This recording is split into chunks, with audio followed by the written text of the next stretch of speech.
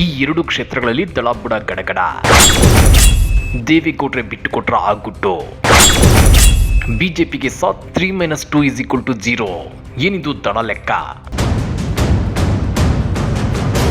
ಈ ಸಲ ಜೆಡಿಎಸ್ ಒಟ್ಟು 3 ಕ್ಷೇತ್ರಗಳಲ್ಲಿ ಸ್ಪರ್ಧಿಸಿದೆ.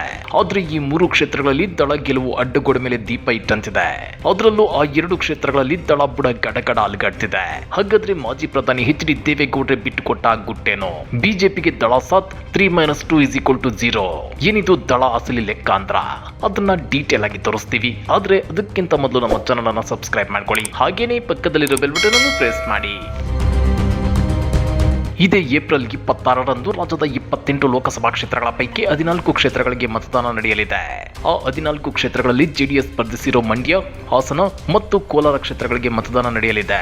ಆದರೆ ಬಹಿರಂಗ ಪ್ರಚಾರಕ್ಕೆ ಬುಧವಾರ ತೆರೆಬಿದ್ದ ದಿನವೇ ಜೆಡಿಎಸ್ ವರಿಷ್ಠ ಮತ್ತು ಮಾಜಿ ಪ್ರಧಾನಿ ಎಚ್.ಡಿ. ದೇವೇಗೌಡರು ಬಿಜೆಪಿ ವಿರುದ್ಧ ಅಸಮಾಧಾನ ಹೊರಹಾಕಿದ್ದಾರೆ. ಜೆಡಿಎಸ್ ಸ್ಪರ್ಧಿಸಿರೋ 3 ಕ್ಷೇತ್ರಗಳ ಪೈಕಿ 2 ಕ್ಷೇತ್ರಗಳಲ್ಲಿ ಜೆಡಿಎಸ್ಗೆ ಬಿಜೆಪಿ ಪೂರ್ಣ ಪ್ರಮಾಣದಲ್ಲಿ ಸಾಥ್ ಕೊಟ್ಟೇ ಇಲ್ಲ ಅಂತೇಳಿ ಹೇಳಿದ್ದಾರೆ.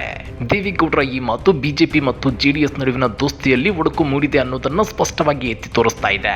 ಹೌದು ವೀಕ್ಷಕರೇ, ಹಾಸನದಲ್ಲಿ ಬಿಜೆಪಿಯ ಕೆಲವರ ಸಹಕಾರವಿಲ್ಲ, ಮಂಡ್ಯದಲ್ಲಿ ಸುಮಲತಾ ಸಹಾಯ ಮಾಡಿಲ್ಲ ಅಂತೇಳಿ ಮಾಜಿ ಪ್ರಧಾನಿ ಎಚ್.ಡಿ. ದೇವೇಗೌಡರು ಹೇಳಿದ್ದಾರೆ. ಆ ಮೂಲಕ ಮೈತ್ರಿಯಲ್ಲಿ ಇನ್ನೂ ಪೂರ್ಣ ಒಮ್ಮತ ಮೂಡದಿರುವ ಬಗ್ಗೆ ಸುಳಿವು ನೀಡಿದ್ದಾರೆ. ಹಾಸನದಲ್ಲಿ ಬಿಜೆಪಿಯ ಕೆಲವರು ವಿರೋಧ ಮಾಡುತ್ತಿದ್ದಾರೆ ಎಂದು ನೀವು ಕೇಳಬಹುದು.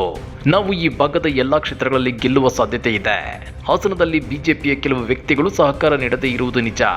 ಮಂಡ್ಯದಲ್ಲಿ ಕುಮಾರಸ್ವಾಮಿಗೆ ಸುಮಲತಾ ಸಹಾಯ ಮಾಡಿಲ್ಲ, ಹಾಗೆಂದು ಅದರಿಂದ ಕುಮಾರಸ್ವಾಮಿಗೆ ಬಹಳ ಅಪಾಯ ಆಗಿಬಿಡುತ್ತೆ ಅನ್ನೋ ಹಾಗಿಲ್ಲ ಅಂತೇಳಿ ಎಚ್.ಡಿ. ದೇವೇಗೌಡರು ಹೇಳಿದ್ದಾರೆ.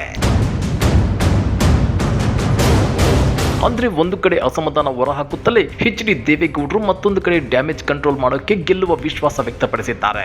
ನಿಮ್ಗೆ ಗೊತ್ತಿರಲಿ, ಹಾಸನದಲ್ಲಿ ಬಿಜೆಪಿಯ ಮಾಜಿ ಶಾಸಕ ಪ್ರೀತಮ್ ಗೌಡ ಜೆಡಿಎಸ್ ಅಭ್ಯರ್ಥಿ ಪ್ರಜ್ವಲ್ ರೇವಣ್ಣ ಅವರ ಗೆಲುವಿಗಾಗಿ ಪೂರ್ಣ ಪ್ರಮಾಣದಲ್ಲಿ ಶ್ರಮಿಸುವುದು ಅನುಮಾನ. ರಾಜ್ಯ ಮಟ್ಟದಲ್ಲಿ ಬಿಜೆಪಿ ಮತ್ತು ಜೆಡಿಎಸ್ ಹೊಂದಾಣಿಕೆ ಮಾಡಿಕೊಂಡಿದ್ರು ಹಾಸನ ಬಿಜೆಪಿಯಲ್ಲಿ ಪ್ರೀತಮ್ ಗೌಡ ದಳದ ಜೊತೆ ಮಿಂಗಲ್ ಆಗೋ ಚಾನ್ಸೇ ಇಲ್ಲ ಎನ್ನಲಾಗ್ತಿದೆ. ಹಾಸನದಲ್ಲಿ ಜೆಡಿಎಸ್ ಚಿಗುರಿಕೊಂಡ್ರೆ ಭವಿಷ್ಯದಲ್ಲಿ ತಮ್ಮ ಬುಡಕ್ಕೆ ಕುತ್ತು ಬರುತ್ತೆ ಅನ್ನೋದು ಪ್ರೀತಮ್ ಗೌಡರಿಗೆ ಚೆನ್ನಾಗಿ ಗೊತ್ತಿದೆ. ಹೀಗಾಗಿ ಜೆಡಿಎಸ್ ಜೊತೆ ಮಿಂಗಲ್ ಆದಂತೆ ಕಂಡು ಬಂದ್ರು ಸಿಂಗಲ್ ಆಟವನ್ನ ಭರ್ಜರಿಯಾಗಿ ಆಡ್ತಿದ್ದಾರೆ. ಇದು ಲೋಕಸಭಾ ಚುನಾವಣೆಯಲ್ಲಿ ಎನ್ಡಿಎ ಅಭ್ಯರ್ಥಿಯಾಗಿರೋ ಜೆಡಿಎಸ್ನ ಪ್ರಜ್ವಲ್ ರೇವಣ್ಣ ಅವರ ಗೆಲುವಿನ ಮೇಲೆ ಕರುಣೆರಡು ಬೀಳೋ ಸಾಧ್ಯತೆ ಇದೆ. ಇದೇ ಮಾತನ್ನ ದೇವೇಗೌಡರು ಪರೋಕ್ಷವಾಗಿ ಹೇಳಿದ್ದಾರೆ.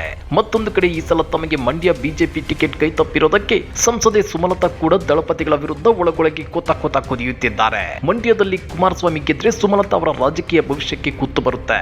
ಅದು ಕೂಡ ತಮ್ಮ ಮಂಡ್ಯದಲ್ಲಿ ಸುಮಲತಾ ಬಿಜೆಪಿಯಲ್ಲಿ ಬೆಳೆಯೋದಕ್ಕೆ ಸಾಧ್ಯವಾಗಲ್ಲ ಅನ್ನೋ ಲೆಕ್ಕಾಚಾರಗಳಿವೆ. ಹೀಗಾಗಿನೇ ಸುಮಲತಾ ಕುಮಾರಸ್ವಾಮಿ ಪರ ಪ್ರಚಾರ ಮಾಡಿಲ್ಲ ಅನ್ನೋ ಮಾತುಗಳಿವೆ. ಹೀಗಾಗಿ ಮಂಡ್ಯದಲ್ಲಿ ಜೆಡಿಎಸ್ಗೆ ಹಿನ್ನಡೆಯಾಗೋ ಸಾಧ್ಯತೆ ಇದೆ ಅನ್ನೋ ಮಾತುಗಳು ಕೇಳಿ ಬರ್ತವೆ. ಇದನ್ನ ಸೂಕ್ಷ್ಮವಾಗಿ ಗಮನಿಸಿರೋ ಎಚ್.ಡಿ. ದೇವೇಗೌಡರು ಪರೋಕ್ಷವಾಗಿ ಈ 2 ಕ್ಷೇತ್ರಗಳಲ್ಲಿ ಬಿಜೆಪಿಯಿಂದ ತಮಗಾಗ್ತಿರೋ ಅನ್ಯಾಯದ ಬಗ್ಗೆ ಸುಳಿವು ಬಿಟ್ಟುಕೊಟ್ಟಿದ್ದಾರೆ. ಇನ್ನ ಕೋಲಾರ ಬಿಜೆಪಿಯಲ್ಲೂ ದಳಕ್ಕೆ ಪೂರ್ಣ ಪ್ರಮಾಣದಲ್ಲಿ ಬೆಂಬಲ ಸಿಗುತ್ತೆ ಅಂತ ಹೇಳೋಕ್ ಬರಲ್ಲ. ಇಲ್ಲೂ ಕೂಡ ಬಿಜೆಪಿ ಒಳ ಏಟು ಕೊಡೋ ಸಾಧ್ಯತೆ ಇದೆ. ಹೀಗಾಗಿನೇ ದೇವೇಗೌಡರು 3-2 = 1 ಅಂತ ಅಂದ್ಕೊಂಡ್ರು ಆ ಒಂದು ಕೂಡ ಗೆಲ್ಲೋದು ಅನುಮಾನ. ಇದರಿಂದ 3-2 = 0 ಅಂತ ಹೇಳಲಾಗ್ತಿದೆ. ಹಾಗಾದ್ರೆ ಬಿಜೆಪಿ ಜೊತೆ ಕೈ ಜೋಡಿಸಿ ದಳ ತಪ್ಪು ಮಾಡ್ತಾ 3 ಕ್ಷೇತ್ರಗಳಲ್ಲಿ ಜೆಡಿಎಸ್ 0 ಸುತ್ತುತ್ತಾ? ಜೆಡಿಎಸ್ ಮತ್ತು ಬಿಜೆಪಿ ದೋಸ್ತಿ ಜಗಳದಲ್ಲಿ ಕಾಂಗ್ರೆಸ್ ಅಭ್ಯರ್ಥಿಗಳು ಗೆದ್ದು ಬೀಗ್ತಾರ? ಕಮೆಂಟ್ ಮಾಡಿ, ವಿಡಿಯೋ ಲೈಕ್ ಮಾಡಿ, ಶೇರ್ ಮಾಡಿ. ಇಂಥ ಮತ್ತಷ್ಟು ರೋಚಕ ರಾಜಕೀಯ ಸುದ್ದಿಗಳನ್ನ ಮಿಸ್ ಮಾಡದೆ ನೋಡಬೇಕು ಅಂದ್ರೆ ನಮ್ಮ ಯೂಟ್ಯೂಬ್ ಚಾನಲ್ ಅನ್ನ ಸಬ್ಸ್ಕ್ರೈಬ್ ಮಾಡ್ಕೊಳ್ಳಿ.